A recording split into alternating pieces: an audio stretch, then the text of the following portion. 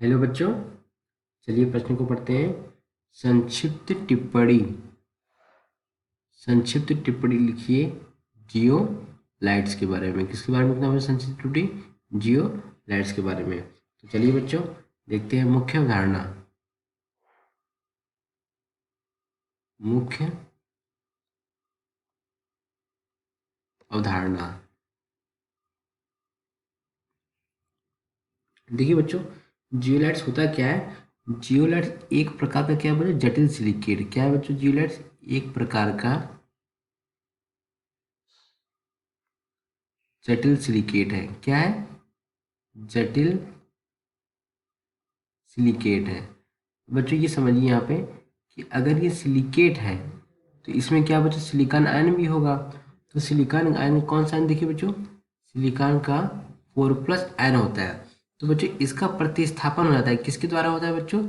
इसका प्रतिस्थापन होता है एल्यूमिनियम 3+ के द्वारा। क्या होता है बच्चों?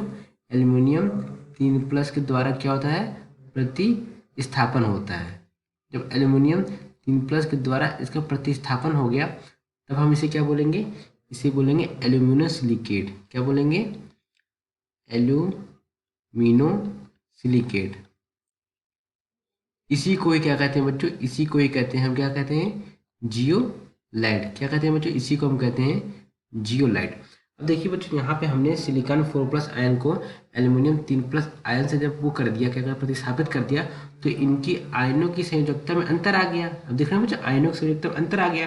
तो आयनों की संयोजकता के अंतर को क्या होगा? संतुलित करने के लिए हम क्या करेंगे? यहाँ पे कुछ अन्य आयन क्या करेंगे? कुछ अन्य आयन जैसे जैसे हमारा हो गया बच्चों, क्या हो गया? सोडियम प्लस, पोटेशियम प्लस और मैग्नीशियम 2+, और क्या हो गया बच्चों? कैल्शियम 2+, इत्यादि इत्यादि क्या होती है? उपस्थित रहते हैं। इत्यादि उपस्थित रहते हैं। इत्यादि उपस्थित रहते हैं। अच्छा, ये जो आयन आ गए धन आयन, इनसे आने से क्या होगा? इनके आयन से जो हमारे अणु है ना, वो कैसे हो जाएंगे? विद्युत उदासीन हो जाएंगे। ये क्या करेंगे? अणु को विद्युत उदासीन बनाए रखते हैं। अणु को क्या हो जाएंगे? विद्युत उदासीन बनाए रखते हैं। अब देखिए, अब क्या होगा? अब देखते हैं बच्चों हम इसका सामान्य सूत्र। ये क्या होता है हमारा? जियोलाइट का सामान्य सूत्र क्या होता है? देखिए क्या होता है इसका। होता है बच्चों M, capital M, X by N. क्या होता है बच्चों? M X by N. यहाँ कोष्टक में देखिए AlO2 का एक्स और SiO2 यानी सिलिका का वाई, ब्रैकेट बंद, फिर क्या आएगा? Capital x. यहाँ पे कैपिटल एक्स में क्या लिखते हैं? जेड लिखते हैं, ZH2O। अब देखिए बच्चों, यहाँ पे हमारा एन क्या है? एन है हमारा धातु धनायन पर धनावेश। क्या है बच्चों? जो एम हमारा क्या धातु है? धातु जो धनायन है उस पर क्या होगा? धातु धनायन पर जो आवेश होगा वो क्या है बच्चों? हमारा यहाँ पे एन है। और जेड क्या है? जेड है हमारा क्या है? जल के अणुओं की संख्या। जल के अणुओं की संख्या।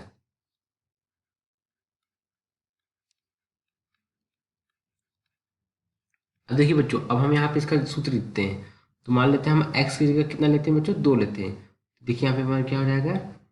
Na2 कोष्टक में Al2Si3O।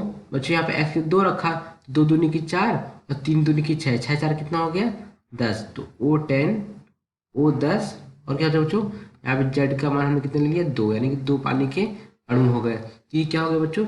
ये हमारा हो गया सोडियम जियोलाइट। क्या हो गया बच्चों? ये हमारा सोडियम जियोलाइट बोलेंगे इसको।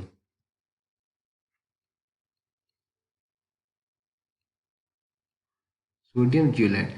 बच्चों ये सोडियम जियोलाइट होगा, ये क्या है? ये एक ऐसा लौता जियोलाइट है जो क्या है बच्चों? ये हमारा जल में अधिकांश जियोलाइट क्या होते हैं? जल में अविलय होते हैं। कुछ ही होते हैं जो जल में विलीन होते हैं। उनमें से एक क्या बच्चों हमारा सोडियम जियोलाइट, ये हमारा क्या होगा बच्चों, ये हमारा जल में विलय है। अब हम समझते हैं बच्चों इसकी संरचना। इसकी संरचना कैसी होती है बच्चों, मधुमक्खी के छत्ते के समान होती है। कैसी होती है, मधुमक्खी के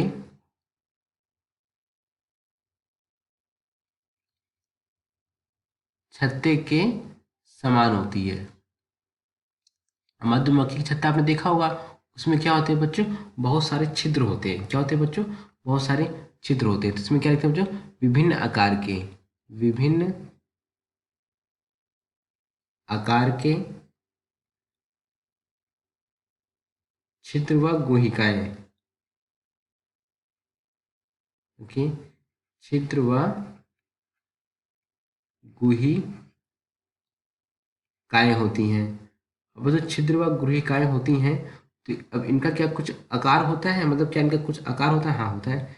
कितना होता है इनका आकार, इनका आकार होता है हमारा, कितना होता है, 260 से 740 पिकोमीटर के मध्य होता है। कितना, 260 से 740 पिकोमीटर के मध्य होता है। और जब इनके मध्य होता है तो इनके मध्य जो जो अणु आयन होंगे वो इनकी इतने ही परास के आएंगे, यानी इतने ही रेंज के होंगे, तभी इनके क्या होगा, उनका अवशोषण होगा। तो क्या होगा बच्चों, अणुओं या आयनों का, अणुओं या आयनों का अवशोषण होगा।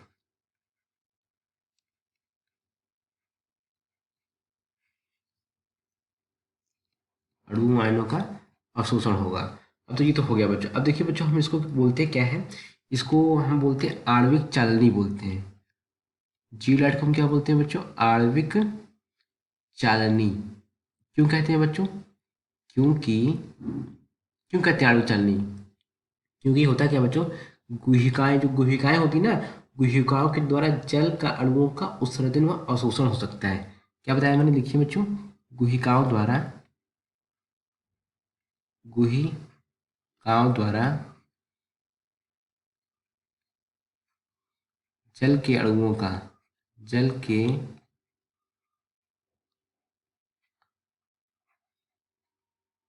अणुओं का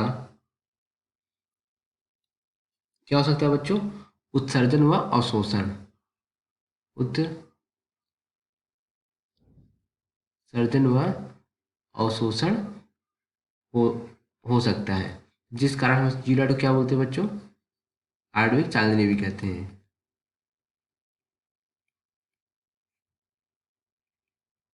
हो सकता है।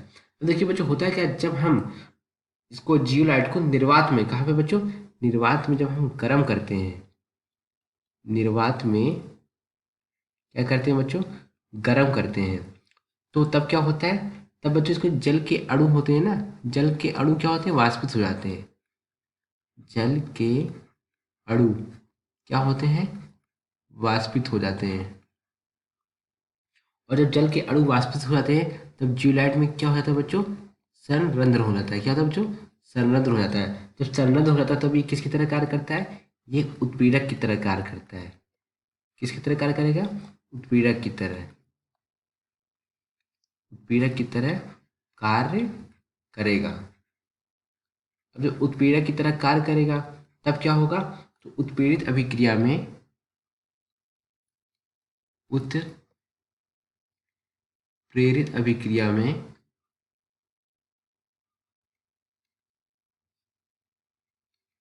क्या होगा, इनमें उपस्थित छिद्रों के आकार, उत्प्रेरित अभिक्रिया में इनमें उपस्थित छिद्रों के आकार, छिद्रों के आकार क्या होगा, छिद्रों के आकार तथा अभिकारक व उत्पाद के आकार पर निर्भर करेगा। हाँ, अभिकारक व अभिकारक व उत्पाद का जो आकार होगा बच्चों, वो किस पर निर्भर करेगा, छिद्रों के आकार पर, यानी कि उन छिद्रों के आकार के रेंज में होगा तो क्या होगा बच्चों, अभिकारक व उत्पाद तभी हमारा बनेगा, यानी तभी हमारी क्या होगी, उत्प्रेरित अभिक्रिया होगी। उत्प्रेरक व उत्पाद के आकार पर निर्भर करता है, आकार पर निर्भर।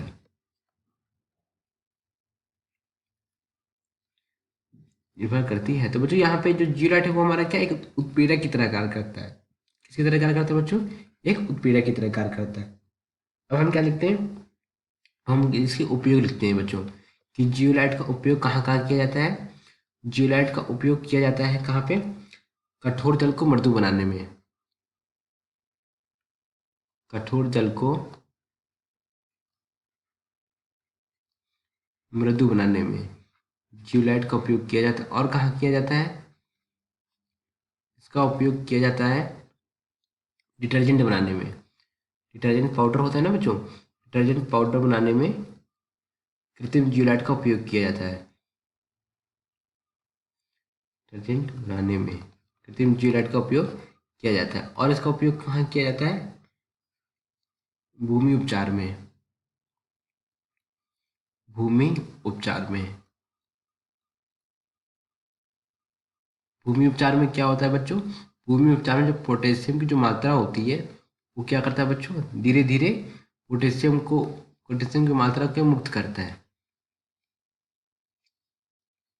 पोटेशियम की मात्रा को मुक्त करता है। ये हो गए बच्चों इसके उपयोग हो गए। 1, 2 और 3 उपयोग हो गए। तो यहाँ पे बच्चों क्या पूछा था? प्रश्न में पूछा था हमारा जियोलाइट केवल टिप्पणी लिखना। तो जियोलाइट को मैंने बता दिया बच्चों क्या होता है। यहाँ पे इसकी संरचना सामान्य सूत्र बताती है और यहाँ पे बच्चों मैंने हमने इसकी संरचना तथा यहाँ पे इसके उपयोग समझ लिए। आशा करते हैं आपको समझ आया होगा। धन्यवाद।